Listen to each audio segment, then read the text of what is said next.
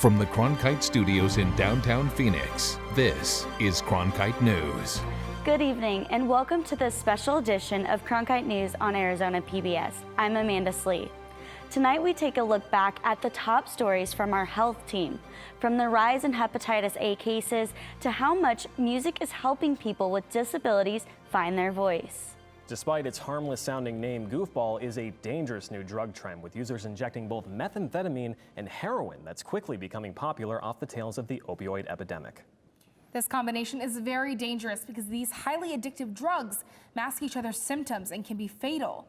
According to reports from the DEA, they've seen 118% increase in meth seizures by law enforcement between 2010 and 2017. Here in the Valley, a mother and daughter have a warning and a message of hope.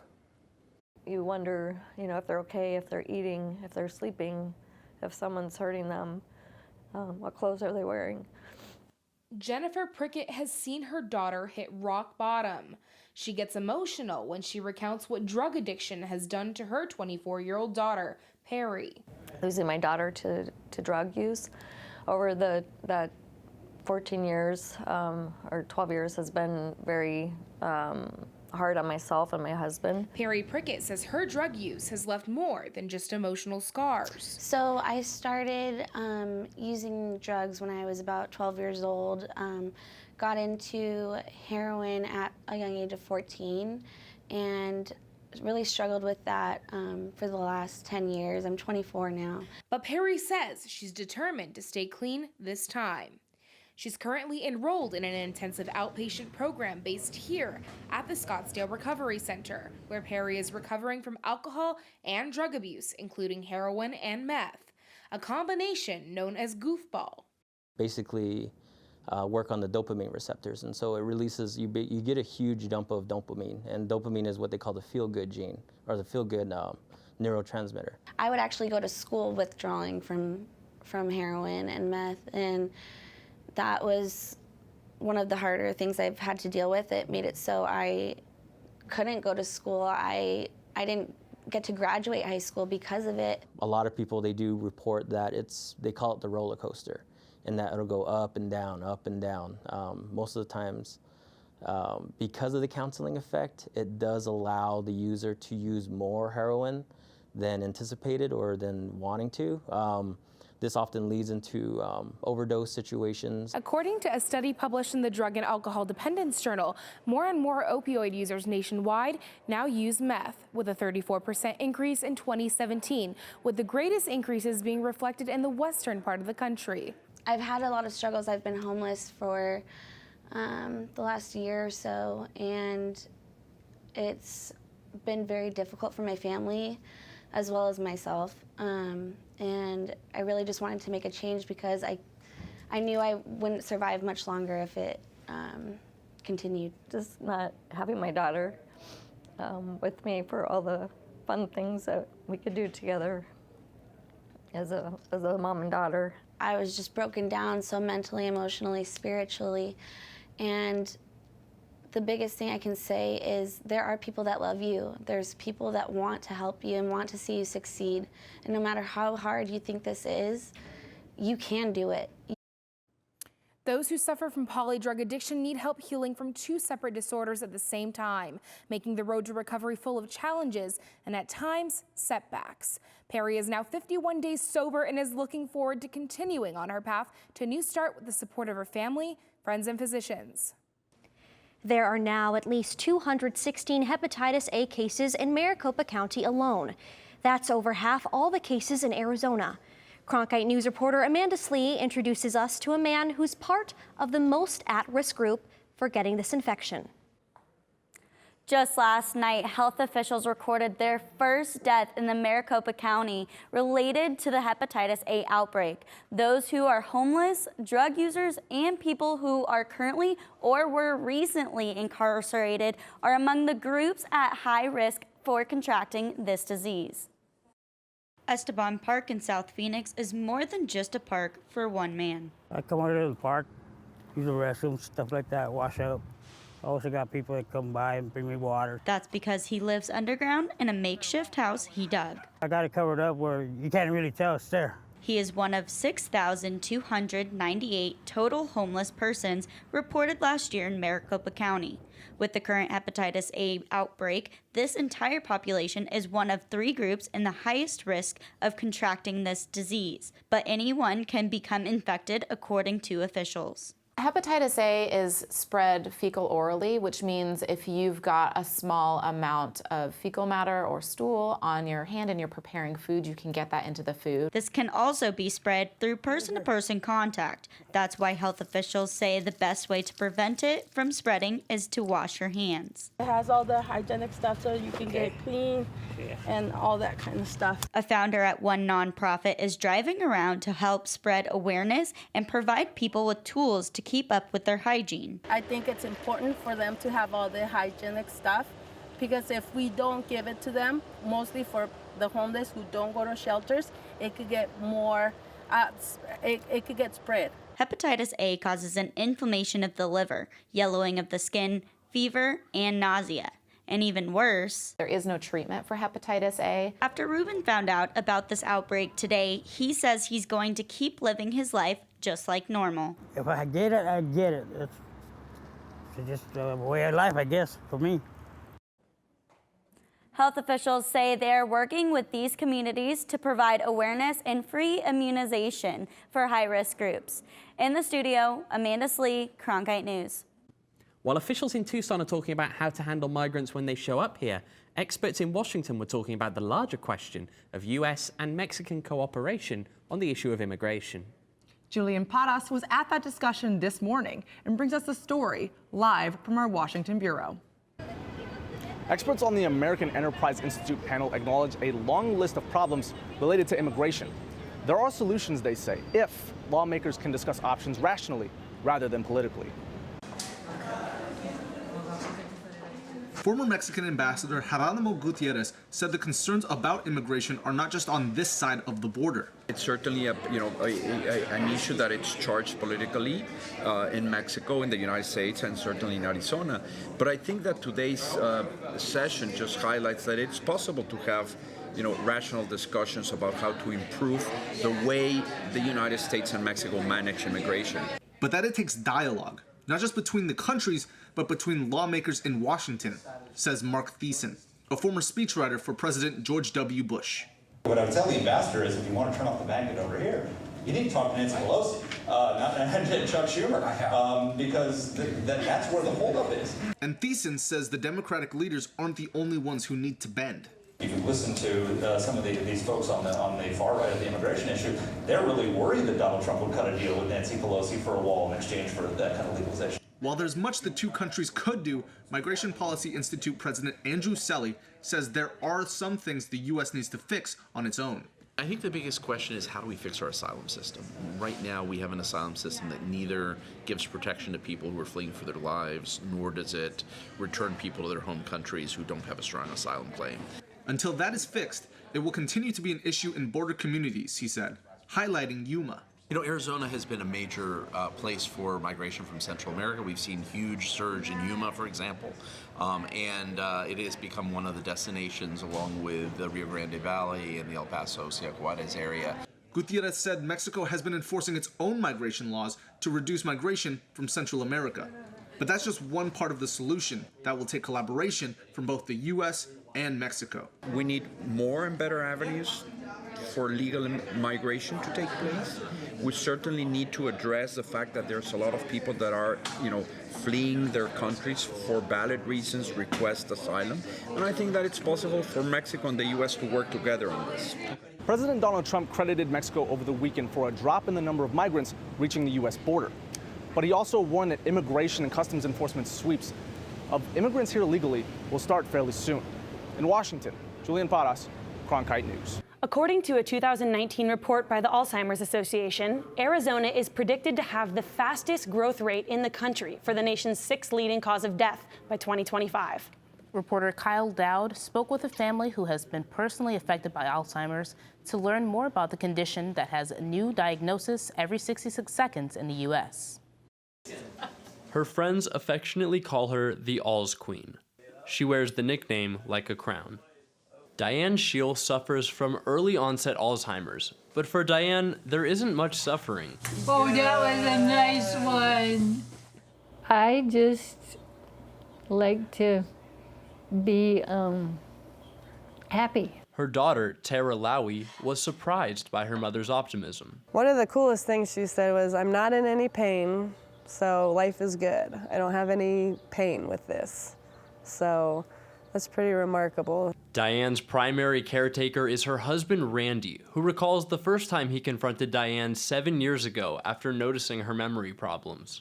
I said, "Have you ever felt or noticed lately that you have any memory problems?"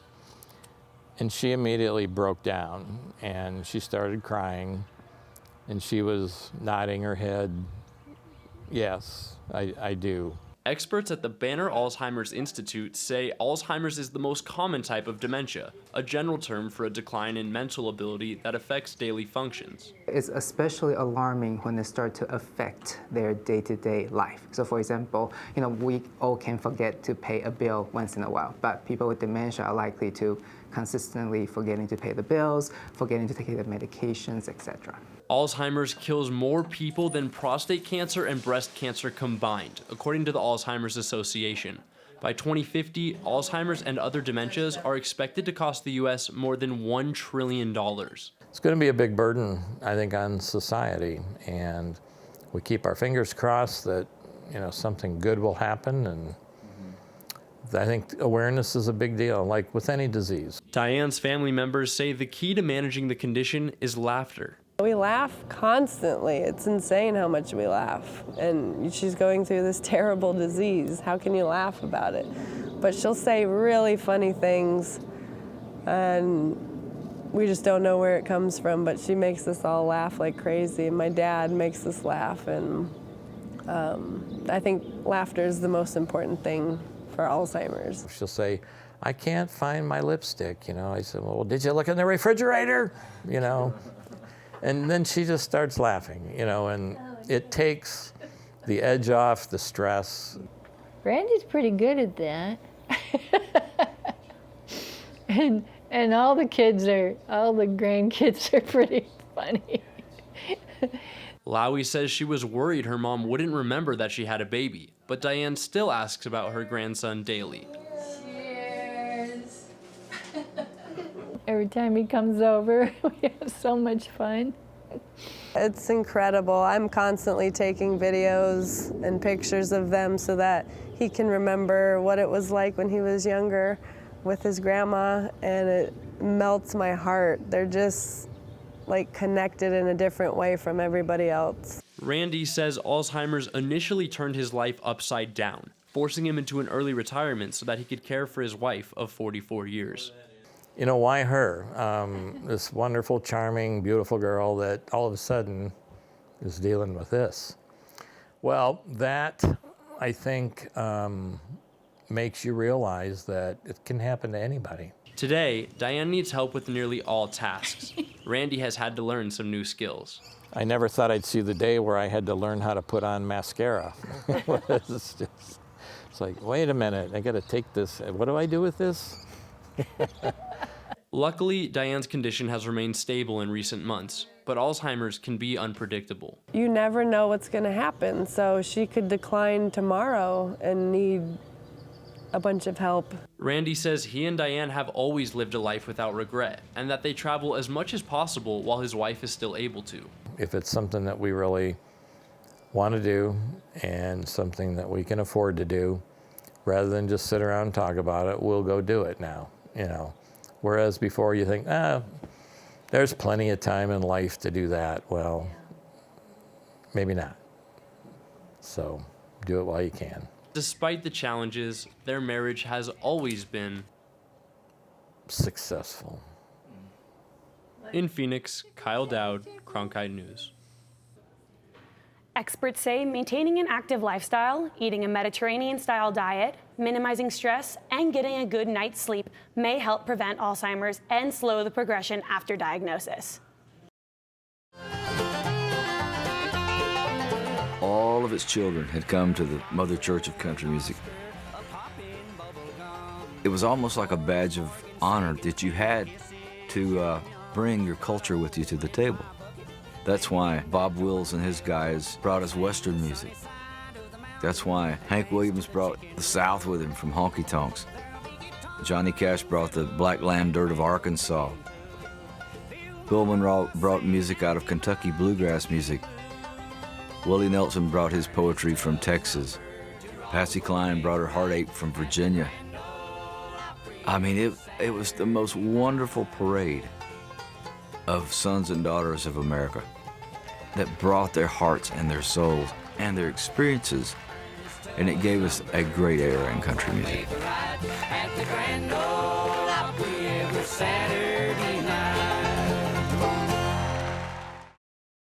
Humans and insects do have some things in common: diseases. Scientists are digging deep to figure out exactly how some insects, especially ants, are creating their very own antibiotics. Take a look.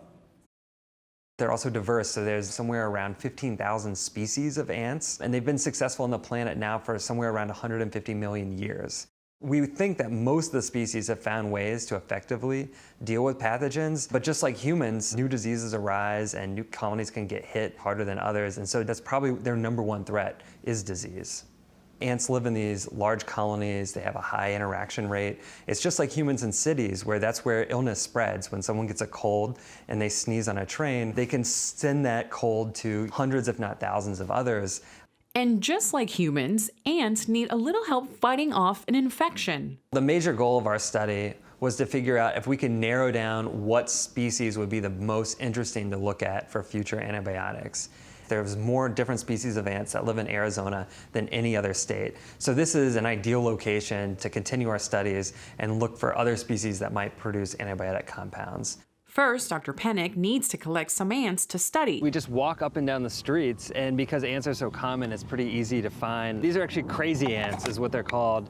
And so we actually study these, and these do produce some antimicrobials. And so what I'll do, I use this device. It's just called an aspirator, and it's essentially a mouth vacuum that you use to suck up ants, and they go through this nozzle into this container, and not in your mouth, thankfully, because we have a screen. So let's see here.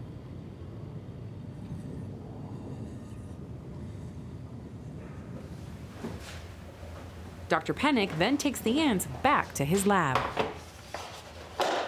In our research, we have to keep ants alive in the lab, and so we learn a lot about animal husbandry. How do you take care of an ant colony? What's an ant's favorite food? Each species has their sort of own requirements, and you start to notice some of them do get sick. So what we did is we would take ants that we collected outside and we would soak them in alcohol overnight. And then we would take that alcohol off, we would dry that down and resuspend it in basically bacteria food.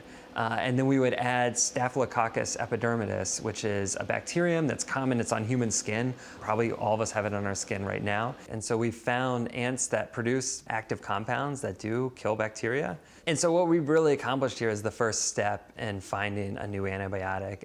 But the questions are now, do they actually work against something that's resistant to our antibiotics that we have now? But what is really fascinating to me is that these ants that sometimes are a nuisance, like fire ants, might actually help save our lives one day. And I think that is a pretty big deal. One of the challenges with studying antibiotics that ants produce is that ants are really, really small. And so if you're trying to extract an antibiotic or a medical compound from a plant, it's usually pretty easy. They have big leaves, you can get a lot of material. But for ants, you just don't have a lot to work with. The city of Mesa had a gift to give to the city of Guaymas, Mexico, and it came with sirens. Cronkite News reporter Jessie Jo Pauley was there this morning, and she fills us in on what it is. This gift was possible thanks to the Mesa Sister Cities program. The idea is that now residents of Guaymas will be able to get the medical care they need much faster. On 4 wheels and tied with a big red bow, this Mesa ambulance sits waiting to meet its new owners, the people of Guaymas, Mexico. Richard Thompson of the Mesa Chamber's Veteran Program explains how the gift came to be. We impounded this ambulance through the city. When the owner didn't come and pick it up, we ended up getting an abandoned title through it, through the Department of Motor Vehicles. And then just a light bulb went off. I remember we were a member of Mesa's Sister Cities. Mesa Sister Cities is an organization dedicated to building and promoting international relationships and friendships. Their program includes 5 different countries like Mexico. Today, this vehicle is making the trek down to Guaymas, Mexico, where it will begin its new life as an ambulance for the Guaymas people. Officials from both cities agree the ambulance will be a big help to the Guaymas community. As it was being donated, Mesa Mayor John Giles spoke about the relationship between Mesa and the Mexican city. A lot of genuine affection for one another. And speaking through an interpreter, Guaymas officials reciprocated that affection. You guys greet them with open arms, and now he understands what it means to be loved by the sister city. As the ambulance takes off to its new Mexican home, Wayne Ballmer with Mesa Sister Cities had this to say. Mesa's not building walls, they're building friendships. In addition to Guaymas and Mexico, cities in Canada, Peru, New Zealand, and China are also part of the program, which aims to promote international friendships through mutual respect, understanding, and cooperation. In the Broadcast Center, Jessie Jopali, Cronkite News. Cyberbullying can affect a teen's self-esteem and mental health. But one former victim of bullying on social media fought back. Cronkite News reporter Bane Froney is live in the Broadcast Center to explain how new programs and technology may provide parents and their children with tools to triumph. A former middle schooler said relentless bullying went on for years. She said that other teens share her struggle.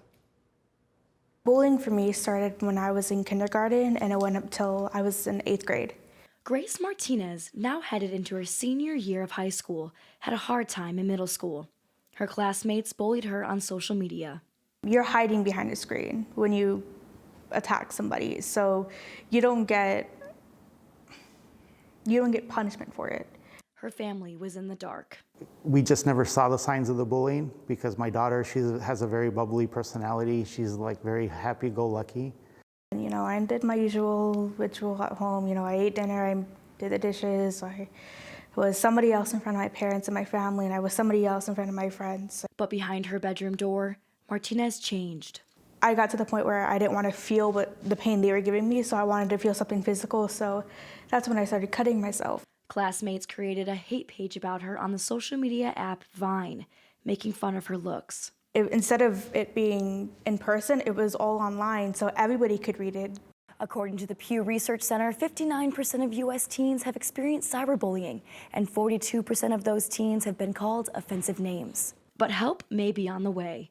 Arizona State University researchers are creating an app that detects bullying on Instagram, similar to one they developed for Facebook.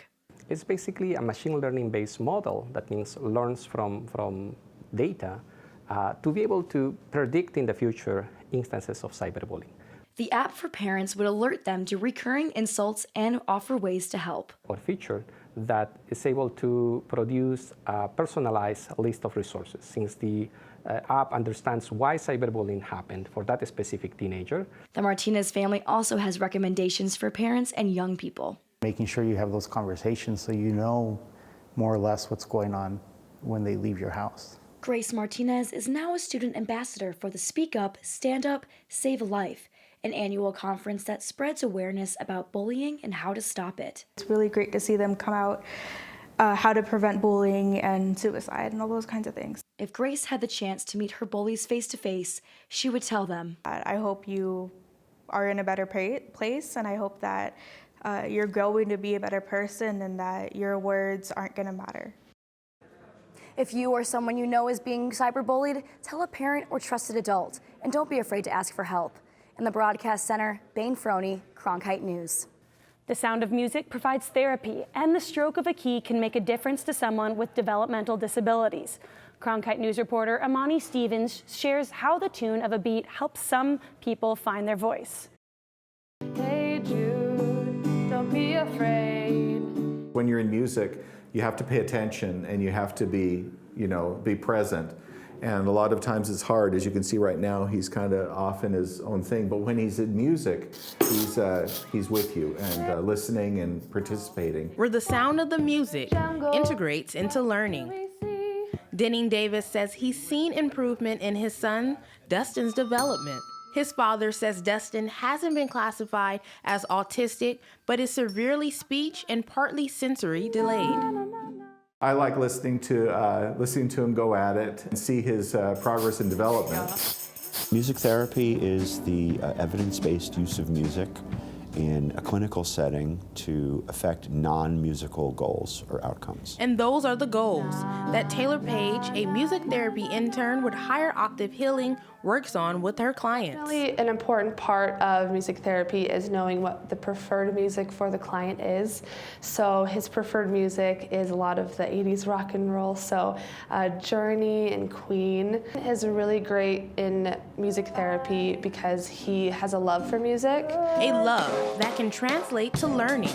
Sometimes there are little breakthroughs, sometimes there are like aha moments. I have seen children on the autism spectrum who've spoken their first word for the first time in a music therapy session. I can't remember exactly when, but I had almost given up hope. I would try and say words with him, and for him to all of a sudden begin to say words, that was a miracle to me. And that sign of development, speaking, listening, and interacting make all the difference for Dustin's development. In Tempe, Imani Stevens, Cronkite News. The Therapy Rock Band program is popular with older students. Besides rocking out, the program teaches skills like decision-making, planning, and other life skills. That's it for this special edition of Cronkite News tonight.